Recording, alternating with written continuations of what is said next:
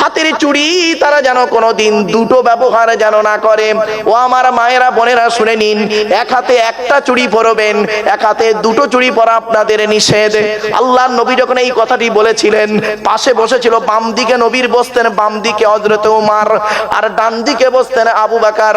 হযরত আবু বকর আর ওমর দুজনেই হলো আল্লাহর নবীর শ্বশুর, আর সামনে বসতেন আলী আর উসমান, ওরা দুজনে হলো জামাই। এখন প্রশ্ন হলো, বাবা এই আল্লাহর নবীর ডান দিকে বসতেন কে? আবু বকর সিদ্দিক রাদিয়াল্লাহু তাআলা আনহু, ওনার মেয়ে আয়েশাকে বিয়ে করেছিলেন। আর হযরত ওমর, ওনার মেয়ে হলো হাফসা, নবীজি বিয়ে করেছিলেন। তো এই আবু বকর হলেন জামাই আর রাসূলুল্লাহ হলেন শ্বশুর। এই রাসূলুল্লাহ হলেন জামাই, আল্লাহ আবু বকর সিদ্দিক রাদিয়াল্লাহু তাআলা আনহু হলেন কি? শ্বশুর। আচ্ছা, কে বড়? কে বড় বাবা? শ্বশুর বড় না জামাই বড়? বলুন না, একটু ভুলভাল হোক, একটু বলুন না। শ্বশুর বড়, সম্পর্কে শ্বশুর বড়। শুনে নিন ও বাবা, সব দিক থেকেই ছোট আবু বকর, আপনারা তো জানেন না। শুনে নিন, সম্মানের দিক থেকে আবু বকর অনেক নিচে, আল্লাহ রাসূল নবী, ইনি সাহাবী, এক হতে পারে না। 2 নাম্বার, এই দুনিয়ার দিন রাত্রির গণনায়, দিন বছরে, তাতেও ছোট আবু বকর। হ্যাঁ, শুনে নিন, আমি বলে দিচ্ছি, আল্লাহর নবী হলেন আবু বকরের থেকে 2 বছর 2 মাস 10 দিনের বড়।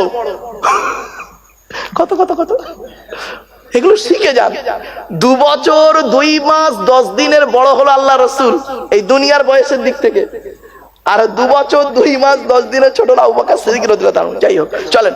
হযরত ওমর রাদিয়াল্লাহু তাআলা বাম দিকে বসেছিলেন। যেই নবীজি বলেছেন তোমার স্ত্রীদেরকে বলবে এক হাতে একটা চুড়ি পরতে, হযরত ওমর দাঁড়িয়ে বলছেন, ইয়া রাসূলুল্লাহ, আমার স্ত্রী যদি এক হাতে একটা চুড়ি পরে, দুটো চুড়ি পরলে ক্ষতিটাই কি? আল্লাহর নবী বললেন, ওমর, তোমার স্ত্রী যদি এক হাতে 2 বা 2 এর বেশি চুড়ি পরে, স্ত্রীর চুড়ির ঝুনঝুনিয়া আওয়াজটা পরপুরুষের জন্য হলো হারাম। এরপরে নবীজি বললেন, এই স্বামীরা, তোমরা তোমাদের স্ত্রীদেরকে এই শিক্ষা দান করবে, তারা যেন মাথার বালিশ, কি বলে, মাথার বালিশ তারা যেন কোনোদিন দুটো ব্যবহারে যেন না করে। স্বামী স্ত্রী যখন ঘুমাবে, একটি মাত্র লম্বা বালিশে, এক বালিশে দুজনে মাথা রেখে ঘুমাবে। স্বামী স্ত্রী যদি এক বালিশে মাথা রেখে ঘুমায়, আল্লাহর রহমত, মহব্বত, ভালোবাসা আল্লাহ বাড়িয়ে দেবে। এই ওয়াজটা শোনার পরে অনেক মুরব্বী বাবাজি মনে মনে বলছে, ওরে মারুফ, 20 বছর আগে কেন ওয়াজটা করলি না? তোর চাচি আর শুতে নেই না। রাগ করবেন না, এমনি বললাম বাবা, অনেকক্ষণ ধরে ওয়াজ করছেন, আমি একটু হাসি চলে কথা বলি গো বাবা, রাগ করবেন না। চলেন চলেন বাবা, দোষটা আমার নয়, দোষটা আমার নয়, আমার বাপের দোষ। আমার বাপ বে করতে দেরি করেছিল, এই জন্য দেরি হয়ে গেছে বাপ। চলেন চলেন। এরপরে নবীজি, শুনে নিন হাদিসগুলো। আরে রাসূলুল্লাহর হাদিসের মধ্যে এত আনন্দ, এত মজা, এত সুন্দর সুন্দর জিনিস আমরা আমল করি না। আল্লাহর নবী বলেছেন, স্বামী স্ত্রী যখন খেতে বসবে, এই স্বামীরা, তোমরা তোমাদের স্ত্রীদেরকে সঙ্গে খেতে বসবে যখন, এক বাসনে 2 জনে খাবে একসঙ্গে। আর সর্বপ্রথম স্বামী, ও স্বামীরা, তোমরা করবে কি, স্ত্রীর গালে প্রথম খাবারটা তুলে দেবে, সদকা পরিমাণ নেকি হবে। বইয়ের গালে কোনোদিন তুলে দিয়েছেন? আহা, বিয়ের আগে 4 বছর প্রেম করেছে, বসিরহাটে একটা রেস্টুরেন্টে বসে প্রেমিক প্রেমিকা এক প্লেট চাউমিন খাচ্ছে 4 ঘন্টা ধরে, তাও মাল শেষ হয় না। আর বিয়ের পরে 1 বাসন ভাত 5 মিনিটে শেষ। বাবা, বিয়ে করে ভালোবাসা ভালো, ভালোবেসে বিয়ে করা ভালো নয়। একটা হালাল, একটা হারাম। এবার আপনি ঠিক করে নিন কোনটা করবেন। চলুন এবার আসছি। আল্লাহর নবী বললেন, এই স্বামীরা, তোমরা তোমাদের স্ত্রীদেরকে এই শিক্ষা দেবে, নামাজের শিক্ষা দেবে, তোমরা তোমাদের স্ত্রীদেরকে ভাষা শিক্ষা দেবে, তোমরা তোমাদের স্ত্রীদেরকে গভীর রাতে ঘুম থেকে তুলে তাহাজ্জুদের নামাজে দাঁড়িয়ে যাবে। আল্লাহর নবীর স্ত্রী আম্মা জান আয়েশা বলছেন, আল্লাহ নবীর স্ত্রী আম্মা জান আয়েশা বলছেন, আল্লাহর নবী করেছেন কি, আমার বিছানায় শুয়ে আছেন, এক কম্বলের ভিতরে। অসুবিধা হচ্ছে না আপনাদের? এই অনেকক্ষণ বকে ফেলেছি, দেখতে দেখতে 3 ঘন্টা হয়ে গেছে মনে হয়। বাবেরা একবার দরুদ শরীফ, আল্লাহুম্মা সাল্লি আলা সাইয়্যিদিনা মাওলানা মুহাম্মদ ওয়া আলা আলি সাইয়্যিদিনা মাওলানা মুহাম্মদ। চলেন আর ওদিকে গেলাম না, এবার আসছি নবীজি তার মেয়েকে কি দিয়েছিলেন, তাই তো বাবা, এখান থেকে চলে গেছিলাম, শুনে নিন। এবার আল্লাহর নবী আর আপনি কি দিয়েছেন? আসমান জমিন তফাৎ। আচ্ছা, আপনি আপনার মেয়েকে কি বলে শ্বশুর বাড়ি পাঠিয়েছেন? যেদিন বিয়ে হয়ে গেল, বিয়ে পড়ানো হয়ে গেল, সব বরযাত্রী খেয়ে চলে গেল, একটা খালি গাড়ি রইল, বরের গাড়িটা দাঁড়িয়ে আছে, আপনি আপনার মেয়েকে গাড়িতে তুলছেন, আপনি আপনার মেয়েকে বরের গাড়িতে তুলছেন। তো মেয়েটি করছে কি? প্রথমে তার মায়ের গলা জড়িয়ে কাঁদলো ভালোবাসায়, বড় ভাইয়ের গলা জড়িয়ে কাঁদছে, ছোট ভাইয়ের গলা জড়িয়ে কাঁদছে, বোনের গলা জড়িয়ে কাঁদছে, অবশেষে বাপের গলা জড়িয়ে কাঁদছে। বাপের গায়ে একটা জামা রয়েছে, ঘাড়ে একটা গামছা আছে, পায়ে জুতো নেই। মেয়েটি বাপের গলা জড়িয়ে লাস্ট গাড়িতে ওঠার সময় কাঁদছে, গলা জড়িয়ে কাঁদছে, বাপও কাঁদছে। কাঁদতে কাঁদতে বাপ কি বলছে শুনবেন? মেয়েকে সান্ত্বনা দিচ্ছে কি বলে? আর নবীজি কি বলেছিলেন দেখুন। আমরা কি বলি? কাঁদিস নি মা, কাঁদিস নি, কাঁদিস নি, কাল সকাল সকাল আমরা যাচ্ছি। তুই সকালবেলা গিয়ে কি করবি বে? তুই তো খেয়ে চলে আসবি, ঠিক না বেটি? আর নবীজি কি বলেছিলেন চলুন দেখি, শোনেন। নবীজির কলিজার টুকরা ফতেমা, কলিজার টুকরা ছোট কন্যা ফতেমা নবীজির কাছে এসে বলছেন, আব্বা জান, আজকে আমি স্বামীর বাড়ি যাচ্ছি, আজকে আমি স্বামীর বাড়ি যাচ্ছি, আপনি আমাকে কিছু উপদেশ দান করুন। আল্লাহর নবী শুধু একটাই কথা বলেছিলেন, ভালো করে শুনে নিন, এই কথা বলবেন মেয়েকে, যা হয়েছে হয়েছে, এখন থেকে প্র্যাকটিস করুন। আল্লাহর নবী বলেছিলেন, ফতেমাকে বলেছিলেন, ফতেমা, ফতেমা, আলীকে, আলীকে, মানে ওনার স্বামীর কথা বলছে, আলীকে দ্বিতীয়বার ডাকতে যেন না হয়। সুবহানাল্লাহ বলা গেল না? কি বললো? কি বললো? দ্বিতীয়বার ডাকতে যেন না হয়। কি বুঝলেন এর মধ্যে? তার মানে এক ডাকে সাড়া দেবে, এক ডাকে সাড়া দেবে। ফতেমা, আলী যেন তোমাকে ফতেমা ফতেমা দুবার না ডাকে, এক ডাকে সাড়া দেবে। তো মা ফতেমা যতদিন বেঁচে ছিলেন স্বামীর এক ডাকে সাড়া দিতেন। ছোট্ট একটা ঘটনা আপনাদেরকে তুলে ধরছি। হযরত আলী রাদিয়াল্লাহু তাআলা আনহু একদিন নবীর দরবার থেকে আসছে, রাত হয়ে গেছে, রাত হয়ে গেছে। এসে করেছে কি, হযরত আলী মনে মনে ভাবছে, ইস ভুল হয়ে গেছে, এত রাত হলো, বাড়ি ফিরছি, ফতেমা কি মনে করবে? তাই লজ্জিত ভাবে আলী করেছেন কি, ফতেমার দরজায় গিয়ে সেই বালা থাকে জানেন, বালাটা ধরে একটু নেড়ে বলছে, একবার ডেকেছে আস্তে করে, ফতেমা। সঙ্গে সঙ্গে ফতেমা করেছেন কি, ভিতর থেকে লাব্বাইক বলে দরজা খুলে দিয়েছে। তখন আলী বলছে, ফতেমা কিছু মনে করো না, আজকে নবীর দরবার থেকে আসতে আমার একটু দেরি হয়ে গেছে। নবীটাকে ওনার শ্বশুর তো, ফতেমার বাপ, বলছে রাসূলুল্লাহ দরবার থেকে আসতে একটু দেরি হয়ে গেছে, ফতেমা কিছু মনে করো না, তোমাকে একটা কথা বলবো। বলছে বলুন। বলছে তুমি হাসান হোসাইনকে খাইয়ে তুমিও খেয়ে নেবে, খেয়ে ঘুমিয়ে পড়বে, আমি রাতের বেলা এসে যখনই আসবো, খাওয়া দাওয়া করে শুয়ে পড়বো। ফতেমা কথাটা শুনে কি বলেছিল শুনে নিন। এই মা বোনেরা, মেয়ে ছেলেরা আছে, মা বোনেরা ভালো করে শুনে নাও। ফতেমা বলেছিলেন, এটা আমার মায়ের স্বভাব, বাপের অর্ডার। সুবহানাল্লাহ বলেন। কি বললো? কি বললো? মায়ের স্বভাব, বাপের অর্ডার। তখন হযরত আলী বলছেন, সেটা আবার কি, একটু খুলে বলবে? মা ফাতেমা বলছে, শুনুন, আমরা হলাম 7 ভাই বোন, 3 ভাইকে আল্লাহ বাল্যকালে ডেকে নিয়েছে, 4টে বোন, জয়নাব, রুকাইয়া, উম্মে কুলসুম, আমি ছোট মেয়ে ফতেমা। আমি আমার মা খাদিজাকে দেখেছি নিজে চোখে। ফতেমা বলছেন, আমি আমার মা খাদিজাকে নিজে চোখে দেখেছি। আমার আম্মাজান করতেন কি, আমাদের 4 বোনকে খাইয়ে শুইয়ে দিয়ে, আমার আম্মাজান খাওয়া তো দূরের কথা, ঘুমানো তো দূরের কথা, দরজা লাগিয়ে হেলান দিয়ে দাঁড়িয়ে দাঁড়িয়ে কোরআন তেলাওয়াত করতেন আমার আব্বার অপেক্ষায়। শুধু তাই নয়, আল্লাহ আল্লাহ জিকির করতেন। আমার আব্বাজান এসে যখন একবার ডাকতেন খাদিজা বলে, একবার খাদিজা বলে ডাকতেন, আমি নিজে চোখে দেখেছি আল্লাহ রাসূল আমার আব্বাজান যখন একবার খাদিজা বলে ডাকতেন, আমার আম্মাজান লাব্বাইক ইয়া রাসূল আল্লাহ বলে দরজা খুলে দিতেন। এই অভ্যাসটা আমি মায়ের থেকে শিখেছি। আচ্ছা, বাপের অর্ডারটা কি? বলছে আমি যেদিন আপনার বাড়ি আসি সেদিন আমার আব্বাজানের কাছে গিয়েছিলাম, আমার আব্বাজান বললেন ফাতেমা আপনার নাম ধরে বলেছিলেন আলীকে দ্বিতীয়বার ডাকতে যেন না হয়, তাই আমি মরণ পর্যন্ত চেষ্টা করে যাব আপনার দ্বিতীয়বার ডাকতে আমাকে যাতে না হয় সে চেষ্টা করব। আমার আব্বা বলেছিলেন ফাতেমা আলী যদি, তোমার স্বামী আলী যদি নারাজ থাকে আল্লাহ নারাজ হয়ে যাবে, সুতরাং তুমি আলীকে খুশি রেখো। এজন্য আপনাদের বলে যাচ্ছি মা বোনেরা ভালো করে শুনে নিন, আল্লাহ রাসূল বললেন ওই নারী জাহান্নামী যে নারী তার স্বামীর সঙ্গে যখন কথা বলে মেজাজ দিয়ে কথা বলে, ওই নারী জাহান্নামী যে নারী স্বামীর দুর্নাম বদনাম অন্যের কাছে করে বেড়ায়। 3 নাম্বার, ওই নারী জাহান্নামী যে নারী স্বামীর বাইরে স্বামী থাকা সত্ত্বেও অন্য পুরুষের সঙ্গে পরকীয়ায় লিপ্ত হয়, জেনায় লিপ্ত হয়, জেনায় লিপ্ত হয়। আচ্ছা বাপেরা বলুন তো দেখি, মাথায় টুপি দেওয়া কি? বলুন না। সুন্নাত। দাড়ি রাখা, গোঁফ রাখা।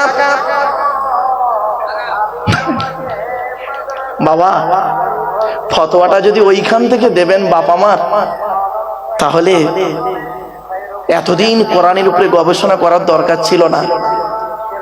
আপনাদের কোন মৌলবী সাহেব বলেছে বলুন তো গোঁফ রাখা হারাম? কোথায় শুনেছেন আপনারা গোঁফ রাখা হারাম? বলতে পারবেন না? নেই তা বলবেন কি? নেই তা বলবেন কি? ওই লোকের মুখে শুনেছেন, শুনে শুনে গোঁফ রাখা হারাম করে দিয়েছেন। কিন্তু না, এই গোঁফ রাখা কোন নবীর সুন্নত জানেন? দাড়ি রাখা কোন নবীর সুন্নাত সেটাই তো জানিনি, সব সুন্নত বলে চালাই। একটু ক্লিয়ার করে বলে দিচ্ছি, টেনশন নেবেন না। আমার মাথার চুলটা ছোট না বড় বাপ? বলুন, একটু কথা বলুন না। ছোট। এই পুরুষরা মাথার চুল ছোট করে, পুরুষরা মাথার চুল ছোট করে, এটা মুহাম্মদ নবীর সুন্নত নয়, এটা ইব্রাহিম নবীর সুন্নাত। গোঁফ রাখা, গোঁফ রাখা হলো ইব্রাহিম নবীর সুন্নাত। কুল্লি করা ইব্রাহিম নবীর সুন্নাত। হাত আর পায়ের নখ কাটা মুহাম্মদ নবীর সুন্নত নয়, ওটা ইব্রাহিম নবীর সুন্নাত। বগলের লোম নাভির নিচের লোম 40 দিনের মধ্যে পরিষ্কার করতে, ওটা মুহাম্মদ নবীর সুন্নত নয়, ওটা ইব্রাহিম নবীর সুন্নাত। নাভির নিচে থেকে হাঁটুর নিচে পর্যন্ত 70 টাকা, এটা মুহাম্মদ নবীর সুন্নত, ওটা ইব্রাহিম নবীর সুন্নাত। পেশাব পায়খানা ফিরে পানি ব্যবহার করেন, ওটা মুহাম্মদ নবীর সুন্নত নয়, ওটা ইব্রাহিম নবীর সুন্নাত। ওযু করতে গিয়ে হাত মুখ 3 বার করে ধৌত করেন, ওটা মুহাম্মদ নবীর সুন্নত না, ওটা ইব্রাহিম নবীর সুন্নাত। নামাজ পড়তে গিয়ে রুকুতে গিয়ে সুবহান রাব্বিয়াল আযীম বলেন 3 বার, ওটা মুহাম্মদ নবীর সুন্নত না, ওটা ইব্রাহিম নবীর সুন্নাত। সাজদায় গিয়ে সুবহান রাব্বিয়াল আলা বলেন 3 বার, ওটা মুহাম্মদ নবীর সুন্নত না, ওটা ইব্রাহিম নবীর সুন্নাত। হাজিরা হজ করতে গেলে লাব্বাইক আল্লাহুম্মা লাব্বাইক বলে না বাবা, এটা মুহাম্মদ নবীর সুন্নত, ওটা ইব্রাহিম নবীর সুন্নাত। তাহলে মুহাম্মদ নবীর সুন্নাত গুলো কি? চলুন বলে দিচ্ছি। মাথায় টুপি দেওয়া মুহাম্মদ নবীর সুন্নাত, বাবরি চুল রাখা মুহাম্মদ নবীর সুন্নাত, পাগড়ি পরা মুহাম্মদ নবীর সুন্নাত, মাথায় রুমাল দেওয়া মুহাম্মদ নবীর সুন্নাত, গোঁফ ছোট করা, গোঁফ ছোট করা, খাটো করা, গোঁফ ছোট করা মুহাম্মদ নবীর সুন্নাত। গোঁফ রাখাটা হলো ইব্রাহিম নবীর সুন্নাত। কুল্লি করা হলো ইব্রাহিম নবীর সুন্নাত, আর মেসওয়াক করা হলো মুহাম্মদ নবীর সুন্নাত। দাড়ি রাখাটা হলো ইব্রাহিম নবীর সুন্নাত, আর দাড়ি বড় করা হলো মুহাম্মদ নবীর সুন্নাত। পাঞ্জাবি গায়ে দেওয়া মুহাম্মদ নবীর সুন্নাত, ভেতরে গেঞ্জি গায়ে দেওয়া মুহাম্মদ নবীর সুন্নাত। পেশাব পায়খানা ফিরে পানি ব্যবহার করা ইব্রাহিম নবীর সুন্নাত। আর মুহাম্মদ নবীর সুন্নাত কি? কুলুব ব্যবহার করাই মুহাম্মদ নবীর সুন্নাত। জুতো পায়ে দেওয়া মুহাম্মদ নবীর সুন্নাত। শুধু তাই নয়, এই ফাড়া লুঙ্গি পরা, ফাড়া বলে বুঝেন তো বাবু, বুঝেরা বুঝে সেলাই বাঁধের ছেলা, ফাড়া লুঙ্গি পরা মুহাম্মদ নবীর সুন্নাত। শুধু তাই নয়, আবার বলি, এই যে পাঞ্জাবি পরেছেন সেলাই করা তো নাকি? আর ভাই বলুন না, এই সেলাই করা জামা পৃথিবীর সর্বপ্রথম কে পরেছিল জানেন? পৃথিবীর সর্বপ্রথম সেলাই করা জামা পরেছিলেন যিনি, সেই একটাই উত্তর হবে, 3টে বলছি। তিনিই পৃথিবীর প্রথম দর্জি ছিলেন। তিনিই পৃথিবীর প্রথম দর্জি। বাবা এখানে কেউ দর্জি আছেন? বলুন না বাবা, একটু বলুন না, কথা বলুন না। কেউ দর্জি নেই? যাই হোক, যারা দর্জির কাজ করেন তারা কোনোদিন ভাববেন না আমি একদম ছোট লোক, দর্জি, আমার কোনো সম্মান নেই। ভুল কথা। পৃথিবীতে একজন নবী ছিলেন দর্জি, জামা সেলাই করতেন। পৃথিবীতে একজন নবী ছিলেন। আবার দেখেন, পৃথিবীর সর্বপ্রথম লেখাপড়া করেছিলেন সেই নবী। সর্বপ্রথম লেখাপড়া হয়েছিল সেই নবী করেছিলেন, তার আগে কোনো নবী লেখাপড়া করেননি। শুধু তাই নয়, আমি আপনাদের সঙ্গে কথা বলছি, এই শাহাদাত আঙুল তুলে তুলে না, বলুন না, বলুন না একটু। হ্যাঁ, আপনারা কেউ কাউকে কথা বললে যখন আঙুল তুলে কথা বলেন, আপনারা কি বলেন? এই আঙুল নাবা বলেন না কেন? আঙুল তোলাটাকে আপনাকে ঘৃণাবোধ বলে মনে করেন? খবরদার নয়।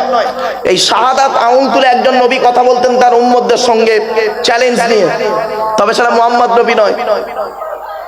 এই তিনটের উত্তর হলো একটাই নবী, তিনি হলেন হযরত ইদ্রিস আলাইহিস সালাতু ওয়াস সালাম। জোরে বলুন সুবহানাল্লাহ। ইদ্রিস নবী তার উম্মতের সঙ্গে যখন কথা বলতেন, শাহাদাত আঙুল তুলে কথা বলতেন চ্যালেঞ্জ নিয়ে। আর এখন যদি কোনো বক্তা বা কোনো ব্যক্তি যদি আঙুল তুলে কথা বলে, আপনারা তাকে বলেন এই বেয়াদব, নবাব আঙুল। আপনি তো জানেন না বাবা। এজন্য বলি, প্রথমেই বলেছি, নবীজির ওয়াজ আর গতানুগতিক ওয়াজ। আমার বহু ছাত্র, বড় বড় বক্তা, আপনারাই তো তাদের ভক্ত, বহু ছাত্র পশ্চিমবাংলায়। কিন্তু আফসোস আমার এক জায়গাটায়, যেদিন মুসলমানরা, কিছু মুসলিম যখন আমার বক্তব্য বুঝতে পারবে, সেদিন তারা খুব আফসোস করবে। চলুন এগিয়ে যাই। একটা একটা করে কথা আপনাদেরকে বলে যাচ্ছি, বাবারা শুনে নিন। একটা মুসলিম আর অমুসলিমের পার্থক্য কতটুকু, এইটা বলতে গিয়ে চলে গেছিলাম, তাই তো বাবা? হ্যাঁ, চলুন। আপনি হয়তো বলবেন মুসলিমটা কোরআন পড়তে পারে, অমুসলিমটা কোরআন পড়তে পারে না। আমার স্কুল, উচ্চ মাধ্যমিক স্কুল, হিন্দুদের দুটো মেয়ে পড়তো, দুই বোন, সুলেখা মন্ডল, শিখা মন্ডল। তা দুটো মেয়ে আরবিতে নাম্বার পেত কত জানেন? 90 এর উপরে। 90 নাম্বার, 100-র মধ্যে 90 এর উপরে পড়াশোনা করতো তারা। যে পড়াশোনা করবে সে পাবে। আফসোস, আপনি কোথায় আছেন বাবা? কুয়োটাকে আটলান্টিক মহাসাগর ভাববেন না। কুয়োটাকে আটলান্টিক মহাসাগর ভাববেন না বাপেরা। আর একটু এগিয়ে যাচ্ছি। পরিশ্রম করা যদি সব জায়গায় সফলতা আসতো, তাহলে বনের রাজা সিংহ হতো না, গাধাই হতো। আমার কথা বুঝতে পারছেন আপনারা? হ্যাঁ, পরিশ্রম করে যদি সব জায়গায় সফলতা আসতো, তাহলে বনের রাজা সিংহ হতো না, গাধাই হতো। চলুন আরো এগিয়ে যাচ্ছি। শুনে নিন বাপেরা, টু দি পয়েন্টের উপরে আল্লাহর কোরআন নিয়ে বসেছি। আর আমি আপনাদেরকে প্রথমেই বলেছি যে আপনাদের কাছে 3 থেকে 3.5 ঘন্টা সময় হবে কিনা, তাই তো? হ্যাঁ, কোনো বক্তা এত টাইম নেয় না। আমি কি ইয়ারকি মারতে নিলাম না ফচকমি মারতে নিলাম? এখন তো 1.5 ঘন্টার পরই বক্তা খালি আনো আনো আনো আনো করে উঠে পালায়। কেন বললাম দীর্ঘক্ষণ? আলোচনা কোনো জিনিস বোঝাতে গেলে তাকে শুনতে হবে, বুঝতে হবে, নেগেটিভ পজিটিভ জানতে হবে। এখন আধুনিক বিজ্ঞানের যুগ, আধুনিক মডার্ন সায়েন্সের যুগ। টু দি পয়েন্টের উপরে কথাগুলো আপনার ব্রেনে রাখতে হবে। চলুন এগিয়ে যাই। একটা একটা করে কথা আপনাদেরকে দলিল সহ পাঠ টু পাঠ প্রমাণ দিয়ে দিচ্ছে। একবার উচ্চ আওয়াজে আন্তরিকতা নিয়ে দরুদ শরীফ পাঠ করুন। আল্লাহুম্মা صل على سيدنا مولانا محمد وعلى آل سيدنا مولانا محمد। এই দেখেন, জলসা দেন কেন? জলসা দেওয়ার উদ্দেশ্য হলো 3টে। কটা? 3টে। কি কি? 1 নাম্বার, অজানাকে জানা। কি বললাম বাবা? অজানাকে জানা। কি অজানা জানা? কি অজানা জানা? এখানে একটু বসুন, 3 ঘন্টা 3.5 ঘন্টা একটু বসুন, নিজেই বুঝতে পারবেন অজানা কি জানা ছিল। অজানা ছিল, জেনে নিলাম। 2 নাম্বার, ভুল সংশোধন করা। কি ভুল সংশোধন করা? একটু ধৈর্যের পরিচয় দিন, নিজেরাই বুঝতে পারবেন কি ভুল সংশোধন হলো। 3 নাম্বার, কিছু পরামর্শ নিয়ে নেওয়া। কি পরামর্শ দেব? আমি আমার নিজের থেকে কোনো মতামত আপনাদের সঙ্গে শেয়ার করব না। এই অ্যাকর্ডিং টু ইসলামিক ল, আমার হাতেই রয়েছে আইনের কিতাব। According to Islamic law, not only according to Indian law, এটা হলো ভারতের একটা সংবিধান নয়, এটা হলো কোরআনের সংবিধান, আল্লাহর লেখা, আল্লাহর দেওয়া সংবিধান। এই আল্লাহর দেওয়া সংবিধান থেকে, কোরআন থেকে আমি আপনাদের কাছে টু দি পয়েন্টের উপরে কিছু কথা আলোচনা করব।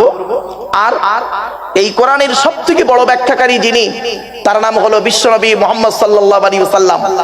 তার মুখস্থিত বাণী হাদিস থেকে কিছু মতামত আপনাদের সঙ্গে শেয়ার করব। এই আল্লাহর কোরআন আর নবীর হাদিস, এই কথাগুলো আপনাদেরকে পরামর্শ দেব। এই পরামর্শ মোতাবেক যদি আপনি পৃথিবীতে চলতে পারেন, আশা করা যায় শান্তিতে থাকতে পারবেন, আর পরকালে ইনশাআল্লাহ বুলাজি জান্নাতুল ফেরদাউস মিলবে। চলুন, আপনাদেরকে আমি বক্তব্যের শুরুতেই বলেছিলাম, জলসা যখন দেবেন 3টে জিনিস ঠিক রাখবেন। শুনে নিন, শোনার পরে কমেন্টগুলো করবেন। 1 নাম্বার বলেছিলাম বক্তা। দেখবেন, একটা প্রমাণ দেবো, ছোট্ট একটা প্রমাণ দিচ্ছি। এখানে যদি কোনো লোককে বলা হয়, জেনারেল শিক্ষিত লোককে যদি বলা হয়, সে ধরুন মাধ্যমিক পর্যন্ত পড়েছে, তাকে যদি বলা হয় ভাই তুমি কতদূর লেখাপড়া করেছো, ওই লোকটা পট করে বলবে ভাই আমি মাধ্যমিক পর্যন্ত পড়েছি, আর পড়তে পারিনি। তাহলে এই সত্য কথাটা কিন্তু এই সাধারণ মানুষের মধ্যে রইল। ঠিক অনুরূপ ভাবে একজন বক্তাকে যদি জিজ্ঞাসা করা হয়, শুধু তাই নয়, যে ব্যক্তি টাইটেল পাস করেছে, যে ব্যক্তি টাইটেল পাস করেছে তার নামের আগে লেখা আছে মাওলানা। যে ব্যক্তি বুখারী শরীফ খতম করেছে তার নামের আগে আছে মাওলানা। আর যে ব্যক্তি জীবনে মাদ্রাসায় যায়নি, যে ব্যক্তি জীবনে মাদ্রাসায় যায়নি তার নামের আগে আছে মাওলানা। এইটাকে নির্বাচন করতে শিখুন। এইটাকে, এটা মৌলবীদের মধ্যে এটা চলে, সকলে মাওলানা। বাবা, ওয়াজ কোন লোকটা করবে শুনে নিন। বড় পীর আব্দুল কাদের জিলানী রহমাতুল্লাহের নাম শুনেছেন? হ্যাঁ শুনেছেন? বলুন না বাবা। আচ্ছা, ওনাকে নিয়ে হানাফি মাযহাবের লোকেরা, মানে আমরা হলাম হানাফি, তাই তো নাকি? হানাফি মাযহাবের লোকেরা খুব মাতামাতি করে ওনাকে নিয়ে, খুব মাতামাতি করে। বড় পীর আব্দুল কাদের জিলানীকে নিয়ে হানাফি মাযহাবের আলেমরা খুব মাতামাতি করে। আপনাদের একটা প্রশ্ন করি, আপনারা কি জানেন 4টে মাযহাব আছে তো? হ্যাঁ, হানাফি, শাফি, মালিকি, হাম্বলি, তাই তো? তো বড় পীর আব্দুল কাদের জিলানী রহমাতুল্লাহ আলাইহি কোন মাযহাবের লোক? হানাফি? জানেন না? মৌলবীরা আপনাদের বলেছে, কিছু মৌলবী, সকলে নয়, যোগ্য আলেম যারা, তারা সচেতন ভাবে কথা বলে, আপনাদের বলেছে বড় পীর আব্দুল কাদের জিলানী সম্পর্কে। আপনারা মনে করেছেন বড় পীর আব্দুল কাদের জিলানী হানাফি মাযহাবের লোক, আদৌ তিনি হানাফি মাযহাবের নয়। আর হানাফিরাই তাকে নিয়ে মাতামাতি করে খুব। দেখবেন তিনি হলেন হাম্বলি মাযহাবের লোক। কি বললাম বাবা? হাম্বলি মাযহাবের লোক। তাকে যে ফিকহ পড়িয়েছে, কোরআন পড়িয়েছে, হাদিস পড়িয়েছে, যা পড়িয়েছে সব হাম্বলি মাযহাবের লোক। এমনকি তিনি তাসাউফ শিক্ষা করেছেন, ইলমে বাতিনি যার কাছে শিখেছেন, তিনিও হাম্বলি মাযহাবের লোক, হানাফি নয়। কিন্তু আমরা তাকে নিয়ে খুব মাতামাতি করি। ইমাম আবু হানিফা রাহমাতুল্লাহ আলাইহি নিয়ে কোনোদিন মাতামাতি করিনি। আফসোস এই জায়গাটায়, গোড়াটাকে ধরে পানি দিন, গাছটা বাঁচবে। ডালের গোড়ায় পানি দিলে নিচে মানুষ দাঁড়িয়ে থাকলে পানিটা মাথায় পড়বে। চলুন একটা একটা করে বলে যাই, হাতে একটু সময় পেয়েছি আজকে, আপনাদেরকে বলার সুযোগ পেয়েছি। বাপ আসুন একটু শুনে যান, তবে আপনারা কোনোদিন নিজের গায়ে পেতে নেবেন না। 1 নাম্বার, বক্তা দুটো জিনিস দেখবেন। আবারও বলছি, বক্তাটা সত্যিকারের আলেম কিনা, বক্তাটির আমল আছে কিনা। কথাটা শুনে আপনাদের মনে হলো আমি সমালোচনামূলক কথা বলছি। না বাবা, কোরআন হাদিসের কথা শুনে যদি আপনাদের মনে হয় সমালোচনামূলক কথা, তাহলে আপনি তো মোমেনের মধ্যেই পড়েন না। চলুন হাদিসটা দিয়ে দিই। আল্লাহ রসুল বলেছেন, কুন আলিমান, হাক্কানি আলেম হও।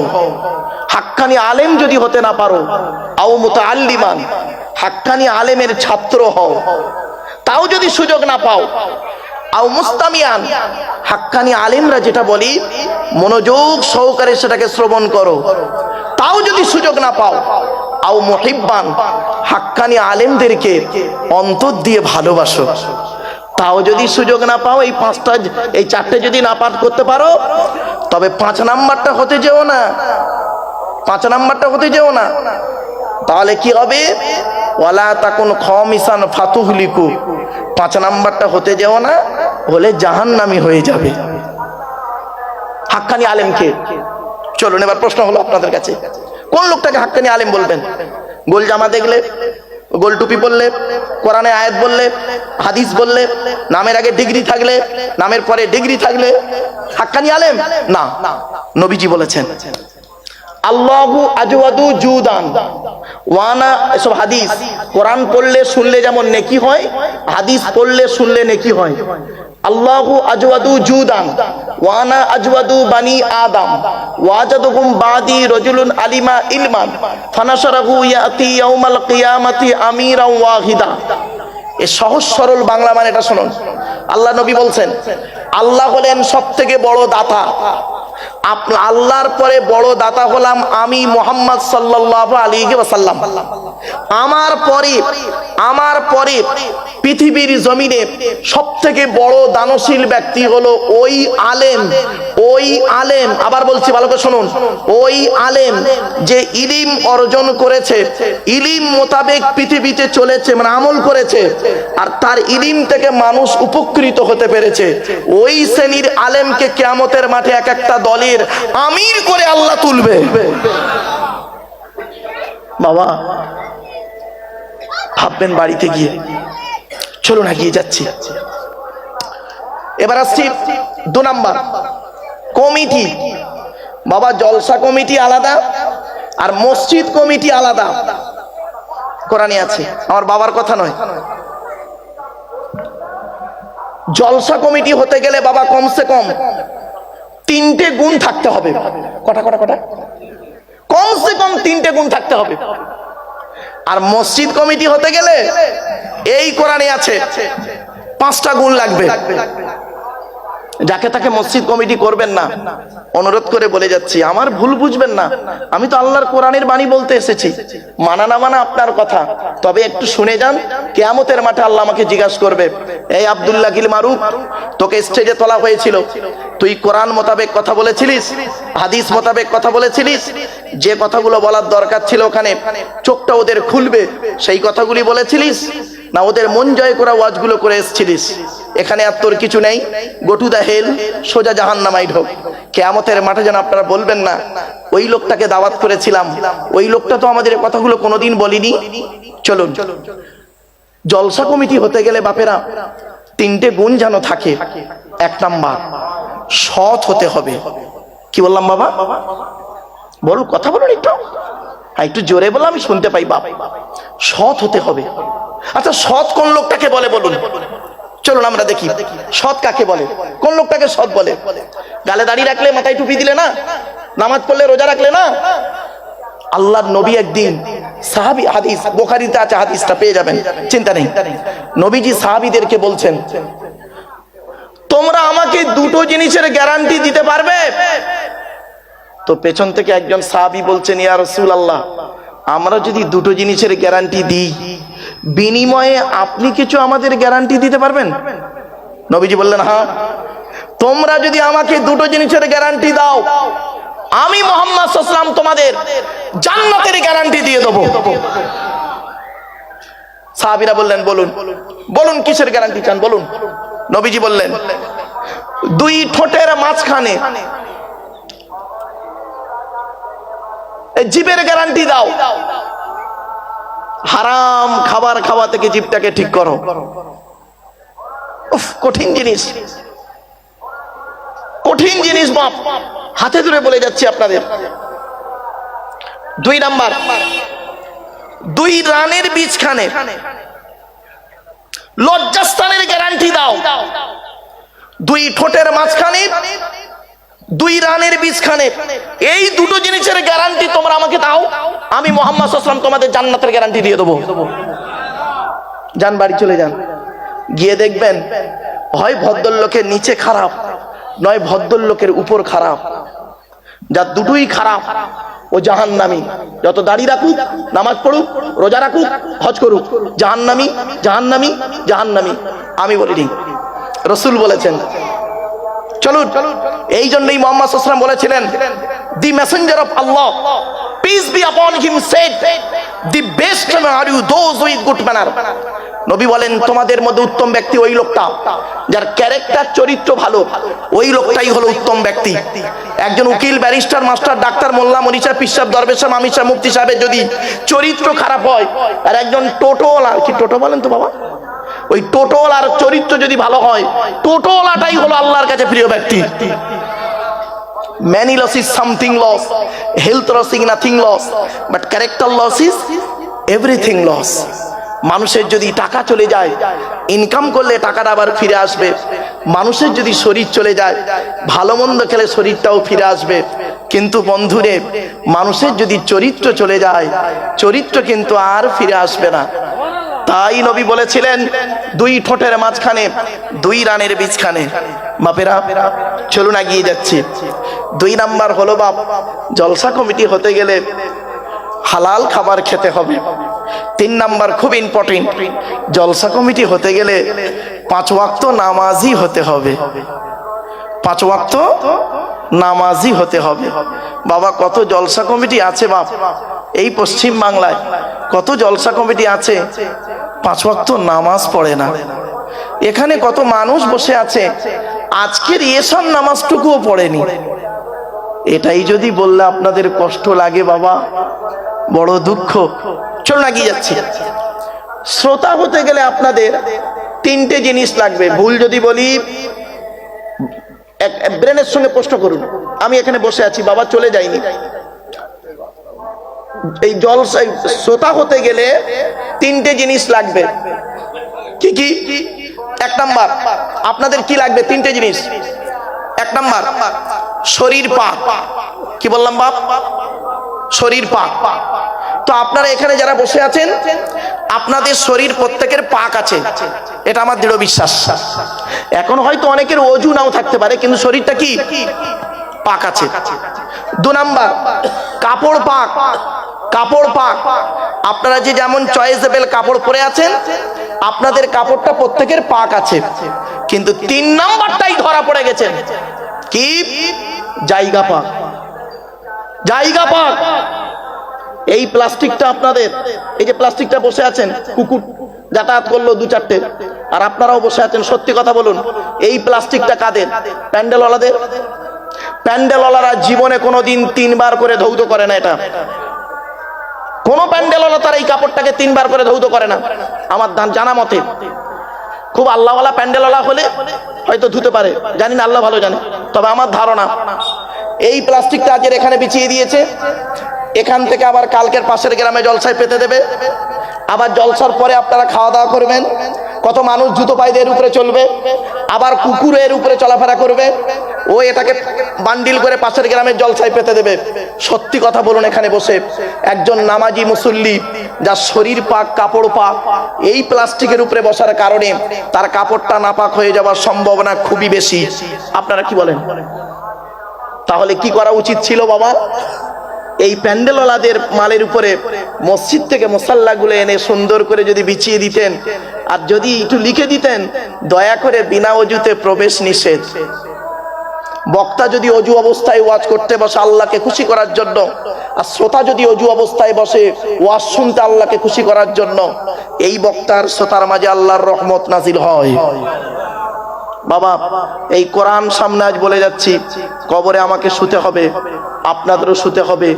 ওই মাঠে দেখা হবে যে মাঠে বাপ তার ছেলের কোনো উপকার করতে পারবে না, ছেলে তার বাপের কোনো উপকার করতে পারবে না, ওই মাঠেই দেখা হবে বাপ। তো এই পৃথিবীতে যে কদিন, এই 31 বছর জলসা জীবন, আমি কোনোদিন এই কোরআন সামনে বেওযুতে ওয়াজ করি নাই। যদি বলেন হুজুর আপনার ওযু আছে, হ্যাঁ বাবা ওযু আছে, কোরআনের ওই আয়াতটা আমি ভালোই বুঝি, কোরআনের তাফসীর লিখছি, আর আমারও জ্ঞানটুকু নেই। এজন্য বাবা এলেম নিয়ে কাউকে মাপবেন না। কার মধ্যে কি এলেম আছে কেউ জানে না, ঠিক না বেঠিক? এখানে যত মানুষ বসে আছেন আপনাদের মধ্যে এমন জ্ঞান আল্লাহ দিয়েছে যেটা আমার মধ্যে নেই, হতে পারে না? আবার এমন জ্ঞান আমার মধ্যে আল্লাহ দিয়েছে আপনাদের কাছে এখনো পৌঁছায়নি। তা বলে আমি আপনাকে তুচ্ছ তাচ্ছিল্য করব, অপমানিত লাঞ্ছিত করব, আপনি আমাকে অপমানিত লাঞ্ছিত করবেন? এটা আদম সন্তানের পরিচয় নয়। আদম সন্তান মোমেন মুসলমানকে, মোমেনকে মানুষকে ভক্তি শ্রদ্ধা সম্মানের নজরে দেখে। এটা হলো একটা মনুষ্যত্বের পরিচয়। আমার বাপেরা চলুন এগিয়ে যাচ্ছি। আজকের আলোচনা হবে কিসের উপরে? আজ আপনাদের কাছে আলোচনা রাখবো মাত্র কতক্ষণ টাইম আছে? টাইম আছে বা আপনাদের হাতে আছে নাকি? হবে তো? ব্যাস চলো দেখি কোরআনের একটি সূরা সংক্ষিপ্ত আলোচনা শুরু থেকে শেষ পর্যন্ত। গোটা কোরআনটাই মুখস্থ আছে বাপ, তো কোরআনটা সাথে নিলাম কেন? এই ঠিক বলেছে, এই দেখেছেন ওয়াজ শোনার লোক নেই, কে বলেছে? তাহলে জলসা কমিটিটা হলো, মসজিদ কমিটিটা বলবো? আবার বলবো? রাগ করবেন না, আমি কাউকে ব্যক্তিগত আঘাত করতে আসিনি বাপ, মনে রাখবেন আমি কথা বলতে হবে আমাকে। আচ্ছা ছোট্ট একটা প্রশ্ন করি, উত্তরটা দিচ্ছি, ওর সাথেই মসজিদের আয়াতটা আসবে। আচ্ছা আপনাদের এখানে জুম্মা মসজিদ আছে? হ্যাঁ। আচ্ছা জুম্মার দিনে মুসলিম 25 বছরের যুবক ছেলে ধরুন সাদা পায়জামা পাঞ্জাবি সাদা টুপি পরে মসজিদে জুম্মার নামাজ পড়তে উঠেছে, প্রচুর পরিমাণ বাংলা মদ খেয়ে। কি মদ? কি মদ? বলুন। বাংলা মদ খেয়ে মসজিদে উঠেছে নামাজ, জামাতে নামাজ পড়তে, জুম্মার নামাজ পড়তে। আপনারা সর্বপ্রথম তাকে কি করবেন? বলুন। বের করে দেবেন। ছেলেটি যদি বের হতে না চায় মেরে বের করে দেবেন। ছেলেটির অপরাধ। শোনেন বাবা, কোথায় আলোচনাটা হচ্ছে বুঝতে পারছেন না।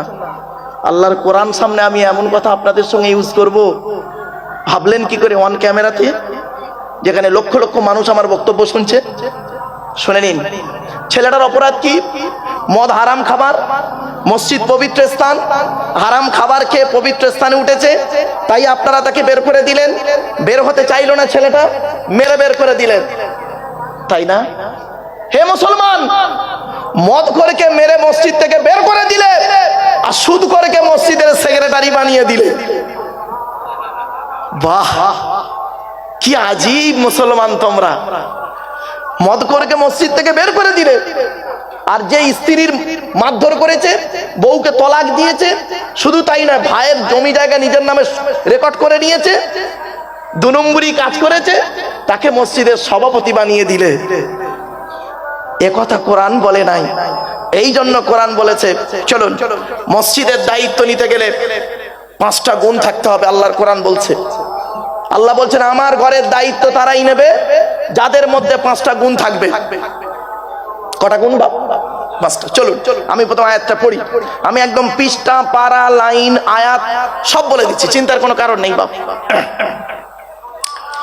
ইন্নামা ইয়ামুরু মাসাজিদাল্লাহি মান আমানা বিল্লাহ ওয়াল ইয়াউমিল আখির ওয়া আকামাস সালাত ওয়া আতাজ যাকাত ওয়া লাম ইয়াখশা ইল্লাল্লাহ ফাআসা উলাইকা আন ইয়াকুনু মিনাল মুহতাদিন।